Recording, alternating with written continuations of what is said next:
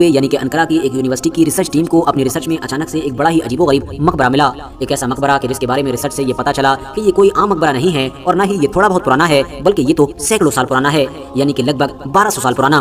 क्योंकि रिसर्च में इस मकबरे का जो टाइम निकल कर आया है, यानी जिस दौर में इसको बनाया। अस्सलाम वालेकुम वरहमतुल्लाहि वबरकातुहू। उम्मीद है आप लोग सब खैरियत से होंगे। मैं भी अल्हम्दुलिल्लाह, अल्लाह का लाख लाख शुक्र है, सन खैरियत से हूँ। और इंशाअल्लाह जिस वीडियो पर रिएक्शन देने आ रहे हैं, RS नेटवर्क इनका चैनल का नाम है। इनके चैनल का लिंक बड़े डिस्क्रिप्शन बॉक्स दे दूँगा, आप लोगों ने चैनल सब्सक्राइब करिएगा और मेरी वीडियो को अंत तक देखिएगा। दोस्तों, आज की वीडियो बड़ी इंपॉर्टेंट है। आज हम ऐसे बादशाह के बारे में जानेंगे इस वीडियो के ज़रिए से, जो कोई भी चीज़ छूता था वो सोने की बन जाती थी। दोस्तों, वो बादशाह कौन था और वो किस मुल्क में रहता था, वो मुल्क आज की तारीख में कहाँ पर है, ये सब जानेंगे हम इस वीडियो के ज़रिए से। तो बस आप लोग वीडियो अंत तक ज़रूर देखिएगा। और दूसरी बात, ये जो इतिहासकारों ने लिखा है, क्या ये किस्से कहानी है या वाकई में कोई ऐसा बादशाह गुजरा है जो जिस चीज़ को भी छूता था वो सोने की बन जाती, चाहे वो किसी फल को छूए या किसी मिट्टी को छू ले या किसी चीज़ को भी छू ले, वो चीज़ सोने की बन जाती थी।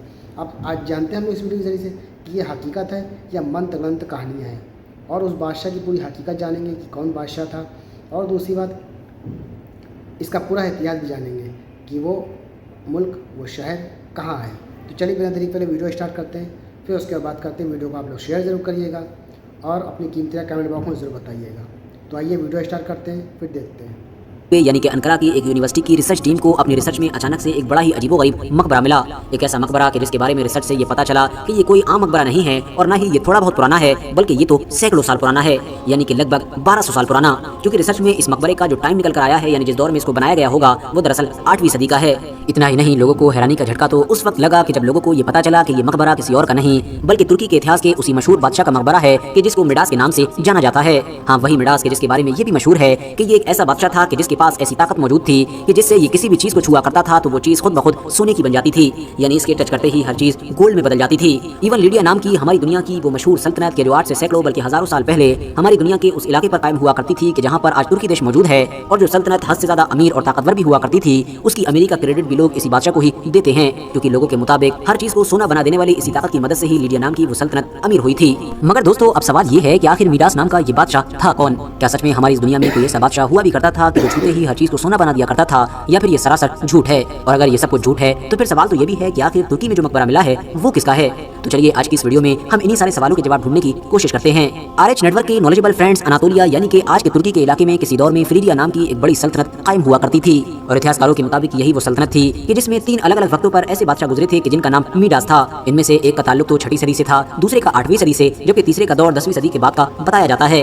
और तीसरा वाला ही ये वो मिडास था कि जिसके बारे में ये कहानी मशहूर है कि इसके पास वो ताकत मौजूद थी कि ये किसी भी चीज को छूकर फौरन सोने का बना देता था। यूनानी मैथोलॉजी के मुताबिक मिडास नाम का ये बादशाह फ्रीडिया नाम की एक खुशहाल हुकूमत का राजा हुआ करता था। ये अपने एक आलीशान बड़े महल में रहा करता था। इसका खजाना भी सोने, चांदी और हीरे जवाहरात से भरा पड़ा था। फैमिली के नाम पर इसके पास सिर्फ और सिर्फ एक बेटी ही मौजूद थी, जिससे ये हद से ज्यादा मोहब्बत किया करता था और उसकी हर ख्वाहिश को पूरा किया करता था। मगर दोस्तों, परेशानी की बात ये थी कि बेपनाह मालो दौलत होने के बावजूद भी ये इंसान हद से ज्यादा लालची और हब्सी इंसान था। इसके दिन का ज्यादातर वक्त या तो सोने चांदी के सिक्कों को गिनते हुए गुजरा करता था या फिर उनके साथ खेलते हुए गुजरा करता था। इतना ही नहीं, ये हमेशा ऐसी चीजों को लेकर भी प्लानिंग करता ही रहता था कि आखिर और ज्यादा से ज्यादा दौलत कैसे हासिल की जाए। यूनानी कहानियों के मुताबिक ही यूनान का एक मशहूर देवता कि जिसको डायोनिसिस के नाम से जाना जाता है, उसका उस्ताद के जो रिश्ते में उसका सौतेला बाप भी हुआ करता था और जिसको साइलेनिस के नाम से जाना जाता है, वो एक दिन मिडास की सल्तनत के पास से गुजर रहा था। हद से ज्यादा थक जाने की वजह से साइलेनिस ने एक ऐसे बाग में रुकने का फैसला किया कि जो मिडास की तरफ से ही लगाया गया था, और इसी बाग में ही पहली बार साइलेनिस की मुलाकात उस सल्तनत के बादशाह यानी कि मिडास से हुई। उस बाग में मिडास बादशाह ने साइलेनिस से मुलाकात करते वक्त उसको अपने शाही महल में इनवाइट किया और उससे यह दरख्वास्त की कि वो उसके महल में जाकर कुछ वक्त तक आराम कर ले। साइलेनिस ने उसकी इस दरख्वास्त को कबूल किया और वो उसके शाही महल में गया और एक लंबे वक्त तक वहाँ पर ठहरा भी रहा। इस मुलाकात में जिस तरह से मिडास ने साइलेनिस की मेहमान नवाजी की, वो इससे हद से ज्यादा खुश हुआ और वापस जाकर उसने डायोनिसिस को भी मिडास के बारे में सब कुछ बताया कि किस तरह से उसने मेरी मेहमान नवाजी की और किस तरह से वो लोगों के साथ पेश आता है। ये सब सुनकर डायोनिसिस के जो शराब और ऐशो इशरत का देवता हुआ करता था, वो हद से ज्यादा खुश हुआ और उसने मिडास को अपने पास बुलाया और उससे उसकी एक ख्वाहिश जानने की कोशिश की, यानी उससे कहा कि तुम अपनी ख्वाहिश बताओ जिसको मैं पूरा कर सकूं। अब जाहिर है मिडास तो एक हद से ज्यादा लालची और हब्सी इंसान था ही, इसीलिए उसने बेपनाह मालो दौलत अपने पास होने के बावजूद भी डायोनिसिस से ये ख्वाहिश जाहिर की कि मैं चाहता हूँ कि मैं जिस चीज को भी छूऊं वो चीज फौरन सोने की बन जाए, यानी मैं हर चीज को छूकर गोल्ड में बदल सकूं। ये सुनकर देवता देवता डायोनिसिस ने मीडास को वार्निंग दी और कहा कि एक बार फिर से सोच लो, कहीं ऐसा ना हो कि ये दुआ ही तुम्हारे लिए बद्दुआ बन जाए। मगर मीडास के जो दौलत के नशे में अंधा हो चुका था, उसने एक भी ना सुनी और अपनी इसी जिद पर ही अड़ा रहा। इसीलिए अब वो मीडास नाम का बादशाह जब अगले दिन उठा तो उसके अंदर किसी भी चीज को सोना बना देने की ताकत भी पैदा हो चुकी थी। उसने सबसे पहले तो अपने बिस्तर ही को सोना बना डाला, उसके बाद अपनी मेज कुर्सी के साथ साथ कमरे में मौजूद दूसरी चीजों को भी सोने में बदल डाला। अब इसके बाद वो अपने महल से बाहर निकला और पास ही में मौजूद बगीचे में पहुंचा, जहां पर बहुत सारे खुशबूदार और अच्छे अच्छे फूल मौजूद थे। एक फूल को तोड़ा ताकि वो उसकी खुशबू का आनंद ले सके, मगर जैसे ही उसने वो फूल तोड़कर उसको सूंघने की कोशिश की, वो सूंघने से पहले ही पूरी तरह से सोने में बदल गया। इतना ही नहीं, इसके बाद मीरास नाम के उस बादशाह ने अंगूरों के एक बड़े गुच्छे में से जब एक अंगूर उठाया और उसको अपने मुंह की तरफ ले जाने लगा ताकि वो उसको खा सके, तो मुंह में जाने से पहले ही वो अंगूर का दाना भी पूरी तरह से सोने में बदल गया। जैसे ही अंगूर सोने में बदला, मीरास नाम के उस बादशाह के तो होश ही उड़ गए, क्योंकि अब उसकी समझ में आ चुका था कि आखिर कौन सी बड़ी आफत वो खुद ब खुद मोल ले चुका है।